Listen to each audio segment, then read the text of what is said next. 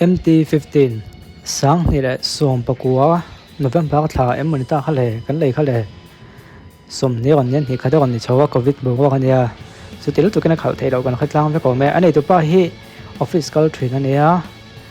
chuanin office kal na latin an ha tho na te po a ken hi lo de hlek ma mo ve to te po niang tuna hian ti ala duwa noi khat le sing hi chega mel hem na le han rang le ti vo lem lo wa mel hem na tur beka chuanin kum sang ni la som pakua lai khani ve to wa ti khani maya chu po chu som ni la som ni pakhata khan soi tawangin covid awangin khal chu lo tuk thei ni lawa office kal nan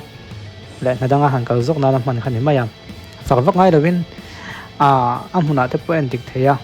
phone number ka onda BS4 la ni thlapani BS4 ka kha kan du thina BS6 kan chu ma de chiami khani hemin nuwa kha chom BS6 ka kan ni de sop sapa noi khada sing ni na phala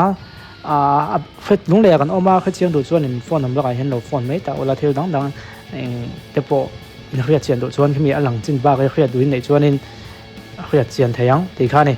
หันฝักแต่ลวกพวกก็ต้มแล้วเราอะไรหนังแค่ไหนไหมเต้นจุดที่ยังเงินหันสวยๆตัวจุดใดจุดที่แบบตัวหันตีตัวเองมาแล้วเราบอกฮัลโหลถ้าฟังเดี๋ยวช่วงกันฝักตัวมาหน้าอีดูร้องแต่ในช่วงนี้เราแบบเชียงโดนเนี่ย